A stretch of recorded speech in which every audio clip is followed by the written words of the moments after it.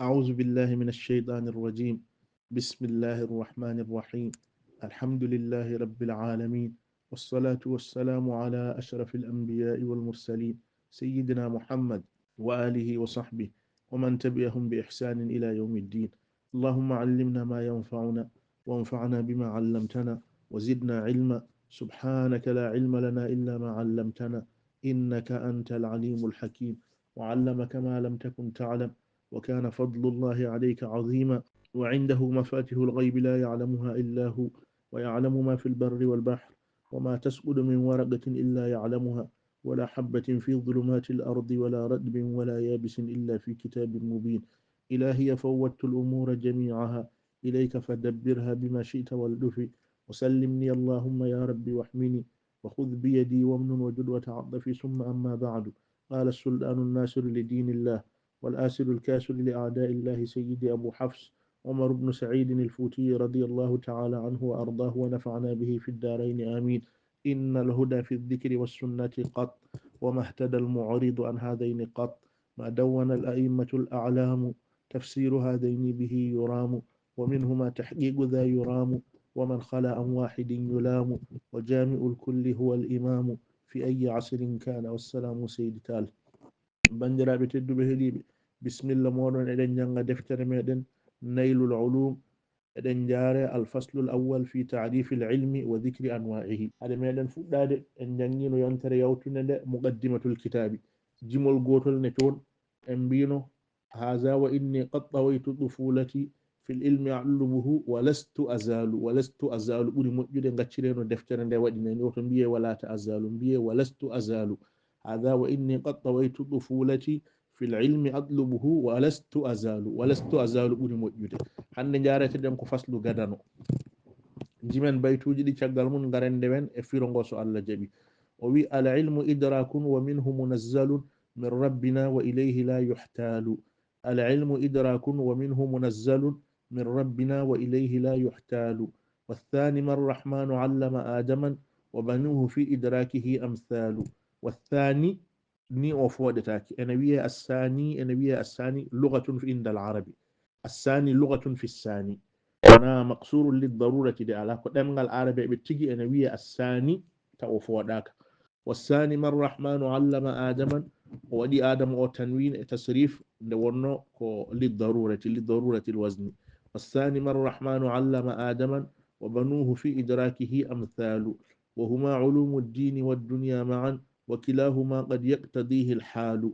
وهما علوم الدين والدنيا معا وكلاهما قد يقتضيه الحال. لا فرق بين الآدمي وغيره إلا بعلم إنه المكيال. لا فرق بين الآدمي وغيره إلا بعلم إنه المكيال. وفي الفصل الأول فصل قدن في تعريف العلم، وأندن نحن هلكو وني غندال gandal e hoore mum. hoko woni gandal to anduɓe? Gandal holko anduɓe mbiyata gandal. wa zicri anwa'ihi, e jangtade noniyaji gandal. Gandal holno foti pecce fecci, ɗum o haalata e oɗo faslu. bisimillahi. o wi al ilmu, ko wiyete gandal, idrakun ko so'de, ko tinde, ko matude, ko ejde, ko ɗum wiyete gandal.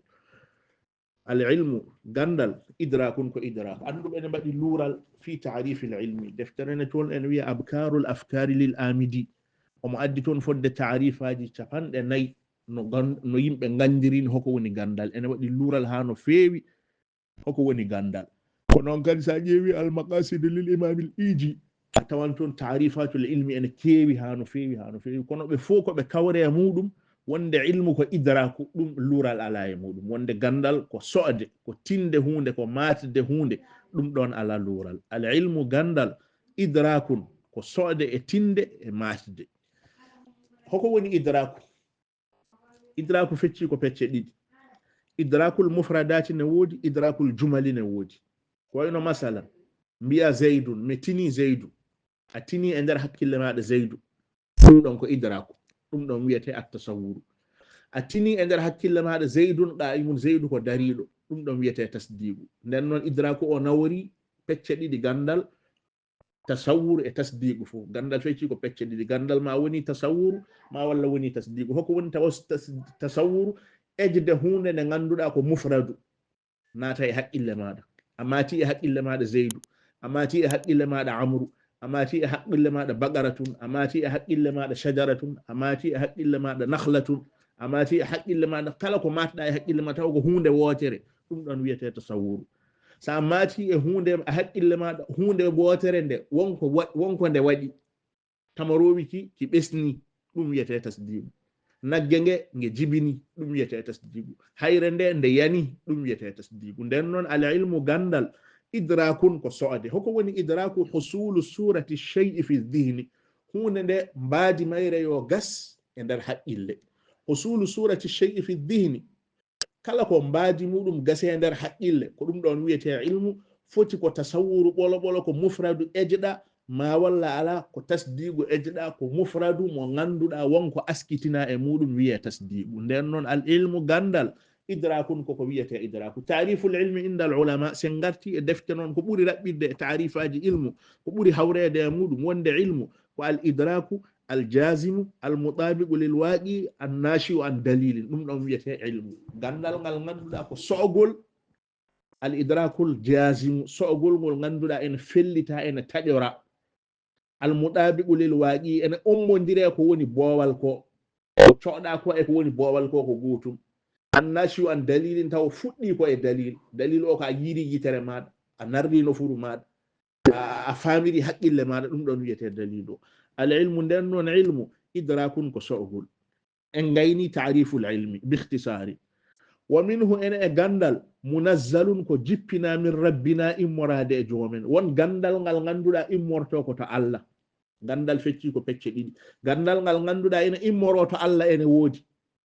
wa ilayhi fewde e ngal ɗon gandal la yuhtalu feere ala, neɗɗo wawa fewjude daña ngal ɗon gandal ala. gandal immortongal Allah ngal ɗon ko Allah tan jippinta e nelaɗo o ara haalana yimɓe. kono haqqille ma wawa dañde gandal gongal to Allah to, tawa Allah jippinani e maɗa wahyu. wa minhu ene gandal munazzalun ko jippina min rabbina, huwa qismani, gandal ko ɗiɗi, pecce ɗiɗi. minhu ene gandal ngal munazzalun ko jippina min rabbina immorade e joomen. wa ilayhi la yuhtalu, neɗɗo wawa fewjande ngal ɗon gandal. gandal immortongal to jomiraɗo, ngal ɗon wiyete ilmu naqli, gandal eggugol, ko kaari egga e kaari, kaari egga e kaari, kaari narri kaari, kaari narri kaari, ha to haɗo e fuf, ɗum ko ilmu naqlin wiyete. hakkille wawa yitude ngal ɗon gandal. ngal ɗon gandal wiyete ulumu nubuwati, gandal ngal ganduɗa ko gandal annabagal, ko moƴƴere Allah tan mo Allah wela fu hokka. kono neɗɗo wawa yitirde ɗum ɗon haqqille muɗum. a wawa yitirde haqqille maɗa aljanna, a wawa yitirde haqqille maɗa jeymol jahannama, a wawa yitirde haqqille maɗa malaikaji, ala ko ma nelaɗo immo to Allah ala haalan ma wiya aljanna ne woodi, jeymol ene woodi, malaikaji ene ngoodi, hasbore ene woodi, malaika ma neɗɗo immo to Allah ara haalan ma ɗum ɗon nden keɓa ngal ɗon gandal. ɗum ɗon wiyete ilmul nubuwati, ɗum ɗon wiyete ilmul aqli, ɗum ɗon wiyete ilmu dini. ɗeɗo inɗe tati fof ko kañum. ene wiye al ilmu naqli, ene wiye ilmu nubuwati, ene wiye ilmu dini. tati ɗi fof ko inde muɗum. nden noon al ilmu gandal idrakun ko so'ogol, ko tingol, ko matugol. wa minhu ene gandal munazzalun ko jippina min rabbina immorade e joomen. wala yuhtalu ilayhi, wa ilayhi la yuhtalu, hakkille wawa yitude ɗum ɗon, feere wawa yettinde toon neɗɗo. nden woni feccere arwonire e feccere gandal. wassani feccere ɗiɗaɓire e gandal, assani mbiɗen ko lugatun fi ssani, ene wiye assani, ene wiye assani, wona hasifa liya lidarurati de ala, ko lugatun fi ssani, ɗemgal arabeɓe ne mbiya assani. assani feccere ɗiɗaɓire e gandal ngal, marrahmanu allama adaman, koko Allah jangini, Allah hiñirante o jangini baba adama, ko Allah jangini baba adama nde gayni tagdemo nde, hono no arine e nder qur'ana, wa allama adama al asma'a kullaha. gandal ngal Allah jangini bammen adama, ngal ɗon woni feccere ɗimmere e fecce gandal. ngal ɗon wiyete ilmul aqli, gandal ngal ganduɗa ko gandal haqqille. ngal ɗon wiyete ilmul bunuwati bi taqdimil ba'i ala nuni, ngal ɗon wiyete gandal ɓingagu, kala ɓikkon adama ne mbawi yitude ngal ɗon gandal. ngal ɗon gandal wiyete ulumu duniya, gande aduna. nden noon gandal diina ene woodi, ko gandal annabagal, ko gandal eggugol, ko ilmu naqlin, wa ilmu nubuwatin, wa ilmu dinin ngal ene woodi gandal ɗiɗaɓal ngal wiyete ko ilmu aqlin gandal haqqillaji ngal ɗon wiyete ilmul bunuwati bi taqdimil ba'i ala nuni gandal ɓingal ngal kala gonɗo ɓingel adama ene wawi heɓtude ngal ɗon gandal wiyete ulumu duniya gande aduna wa banuhu ɓikkon adama fi idrakihi e heɓtude ngal ɗon gandal amsalun koɓe yeruraɓe koɓe nanduɓe ɓikkon adama e heɓtude gandal ngal baba adama jippodi e muɗum ngal ɓikkon adama fof ko gotum ɓinguel adama fof ene wawi heɓtude ganɗon gandal hoko woni ngal ɗon gandal ndema gandal maade gandal awde gandal aynude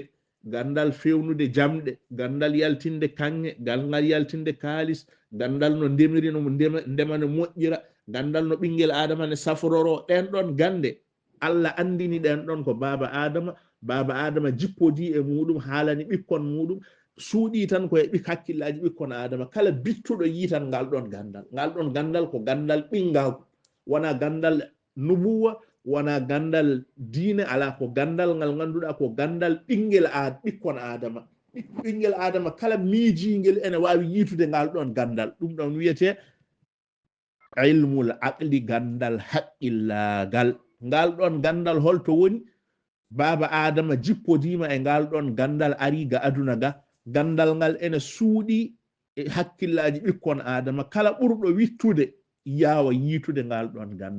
gandal ndema koye ɗum ɗon jeeya gandal gaynaka koye ɗum ɗon jeeya gandal leɗɗe koye ɗum ɗon jeeya gandal kaaƴe koye ɗum ɗon jeeya gandal maaji koye ɗum ɗon jeeya gandal ñootde koye ɗum ɗon jeeya gandal doctoragal koye ɗum ɗon jeeya gandal fewnude mobilaji fewnude avion ngaji ɗum ɗon fof koye ngal ɗon gandal jeeya koko suuɗi tan e hakkille ɓikkon adama kala bittuɗo yiita ngal ɗon gandal mi waɗanma misalu joni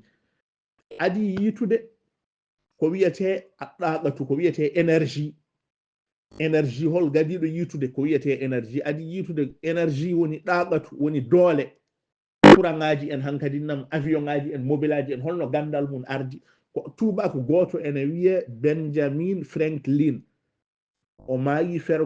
annene nelal annabi Isa ene yaare duuɓi 1952 gotol omo jooɗi kanko e cuddiɗo makko omo jooɗi omo winda ko jangowo cuddiɗo makko ene defa cuddiɗo makko ko defata ko fayande nde fasi fayande so fasi so ombode ne dow fayande ga curkiki so ngabbi dimbinan fayande nde wona e dillude dimbinan ombode nde wona e dillude kelen o jooɗi omo miiji ɗum ɗo wona hunde wuurde kono noon nani dilla wuurani de kono noon nani dilla nden noon jeygol so heewi doole ene wawi dillinde hunde ene wawi addude nguurdam ni o miiji courant ardindani moteur ko ni ardi o miiji tan omo jooɗi omo winda debbo makko ene defa fayande nde ɓe wuli fayande nde fasi fayande nde ne ombode nde wona e dillude ombode nde ko dillata ko o andi ndeka jeygol ene wawi dillinde hunde ni o miijori o adi fewnude ko wiyete train adi fewnede ko nden ɗon fewna holko train o dogoranno nden train ngaji ko leɗɗe mbatteno hen kuɓɓe ko jeygol dognanno train ngaji adan hade essence e gasoil arde caggal ɗum ɗon yaari yeeso essence yiita caggal ɗum ɗon gasoil yiita mobilaji ngari avion ngaji ngari fof jalte ɗum ɗon wiyete as-sawratu sinaiyatu fuɗɗi koye on ɗon gorko nden noon gandal ngal koko wirnino e hakkille makko tan o yiiti e hakkille makko wonde jeygol ene wawi dillinde hunde ha wayano hunde wurde ni ɗoyete mobilaji dogi ɗoyete tereŋaji dogi ɗoyete avion ngaji dogi fof yalti koye gandal makko he ɗum woni wassani gandal ɗiɗaɓal ngal marrahmanu allama adaman koko Allah andini baba adama ngal ɗon wiyete ilmu aqlin wa banuhu ɓikkon adama fi idrakihi e heɓtude ngal ɗon gandal e dañde ngal ɗon gandal amsalun koɓe yeruraɓe jamu masilin ma walla misalin ma walla mislin ko fof koɓe yeruraɓe ɓikkon adama fof pote e ngal ɗon gandal ay ɗeɗo gande ɗiɗi wahuma ulumu dini kanƴe goni gande diine wa duniya e gande aduna maane wondude ɗeɗo mbiyete ilmu dini ɗeɗo mbiyete ilmu duniya wa kilahuma kala gotel e gande ɗe qad yaqtadihi l haalu alhaali ne wawi ɗaɓɓitde ɗum gandal ne aduna ne ɗaɓɓita gandal diine aduna ne ɗaɓɓita gandal aduna ɗiɗi fof yo neɗɗo anduɗi ko hunde ɗaɓɓande e ɓinguel adama ay ɗeɗo gande ɗiɗi annabi sallallahu alaihi wasallam nde jibril arema ko fi ghari hira'in wahyu fuɗɗori ko ɗeɗo gande ɗiɗi allah wimo iqra bismi rabbika alladi khalaqa jangir inde joome mo ganduɗa ko tagɗo holko o tagi ko leɗɗe o tagi ko kaaje o tagi ko maaje o tagi ko hendu o tagi ko cellal o tagi ko rafi o tagi ko allah tagi ko fof jangu ɗum ɗon ɗum wiyete ilmu dunya gandal ko ɗum ɗo fuɗɗori iqra bismi rabbika alladi khalaqa a iqra ilmal khalqi jangu gandal tagore al khalqu tagore nde nawri fof liɗɗi ko hen jeeya beyi ko hen jeeya baali ko hen jeeya ɓowɗi ko hen jeeya buubi ko hen jeeya leɗɗe ko hen jeeya puddi ko hen jeeya koode ko hen jeeya asaman ko hen jeeya leydi ko hen jeeya ɗum ɗo fof ko ilmul khalqi ɗum ɗon wiyete ilmu dunya caggal ɗum ɗo no wi iqra wa rabbukal akram alladi allama bil qalami janginirɗo kuɗol ko gandal naqlu gandal ngal ganduɗa egge e kaari ha yettoyo kaari ɗum ɗon wiyete ilmu naqli nder noon iqra o ari ko laabi ɗiɗi iqra bismi rabbika alladi khalaqa insana min alaq iqra wa rabbukal akram iqra uji ɗi ko ɗiɗi jango ilmul khalqi ne toon wiye ilmu dunya jango ilmu naqli ne toon ilmul qalami ne toon wiye ilmu naqli wiye ilmu nubuwati ɗum woni iqra uji ɗiɗi fof ɗiɗɗi fof nga ngare annabi wahyu gadiɗo jippade e makko sallallahu alayhi wa sallam iqra bismi rabbika alladi khalaqa ko jangu ilmal khalqi khalaqal insana min alaqin jangu gandal ɗin ɓikkon adama tagɗo ɓikkon adama e heɗɗere jangu ɗum ɗon summa o wiitimo caggal ɗum ɗon iqra wa rabbukal akramu allazi allama bil qalami janginirɗoma kuɗol ko eggata ko ɗum wiyete ilmun naqli wakilahuma nden woni ɗin ɗon ɗiɗi ulumu diini ngoni gandal diine wa duniya e aduna ma an e wondude wakilahuma kala gotel e gande ɗe qad yaqtadihi ene ɗaɓɓita ɗum alhaali ne wawi ɗaɓɓitde ɗum qad o ko litta'kidi qad yaqtadihi alhaalu haqiqa alhaali no ɗaɓɓita gande ɗe ɗiɗi fof yimɓe so jiɗi wonde ɓikkon adama ɓura mala e aduna e lahara ma ndendina gande ɗe ɗiɗi fof janga ilmu diini janga ilmu duniya janga ilmu naqli janga ilmul aqli janga ilmul nubuwati janga ilmul bunuwati ko nden ɓikkon adama malete nguura e aduna gurdam moƴƴam nguura lahara gurdam moƴƴam gande ɗe ɗiɗi fof so ɗe keɓama ko nden ɓikkon adama malete alhaali ne ɗaɓɓita gande ɗe ɗiɗi fof sa a jangi ilmu diini a acci ilmu duniya gandal maɗa yoɗata sa a jangi ilmu duniya acci ilmu diini gandal maɗa yoɗata hono no mbaɗen joni ni enen julɓe ɓe en jangi ulumu diini kono en belsidima ulumu duniya en ganda doctoragal en ganda maçonnagal en ganda tayariyagal en ganda ko en ganda ene heewi e gande aduna kono eɗen jangi gandal diine ngal eɗen mbawi ɗum wadde tubakoɓe laamima meɗen kamɓe gaddata mobile aji kamɓe gaddata avion ngaji kamɓe gaddata train ngaji kamɓe gaddata courant kamɓe gaddata téléphone ngaji kamɓe gaddata hunde fof kamɓe tubakoɓe ɓene ɓe jangi ilmu duniya kono noon ɓe gacci ilmu diini wadde ɓe malama ɓe ketti yeeso ga aduna ga enen en keeɓi lahara o kamɓe ɓe keeɓi aduna o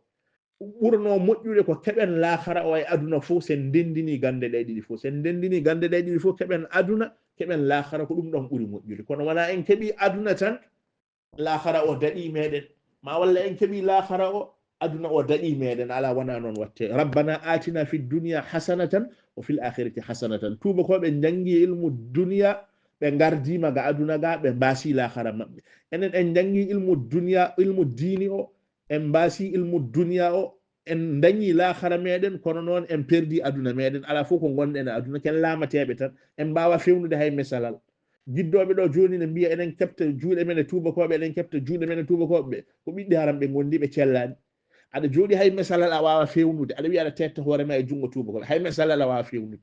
hôpital uji ɗi so yimɓe dafama soromaji batteɗe yimɓe ɓi ko tubakoɓe pewnata mesalal ngal neɗɗo pinguirtegal ko tubak fewnata an hay mesalal a wawa fewnude aɗa wiya aɗa tetta hoorema e jungo tubakoɓe ani yallah wallu en wallaɓe yallah yaafo en nden noon wahuma gande ɗe ɗiɗi fo ulumu diini ko gande diina wa duniya e aduna ma an e wondude wakkilahuma kala gande ɗe ɗiɗi qad yaqtadihi l haalu alhaali ne ɗaɓɓita ɗum caggal ɗum ɗon o wi la farqa bayna al adamiyi wa gayrihi ala fof ko serndi ɓinguel adama e tana muɗum illa bi ilmin sana gandal woni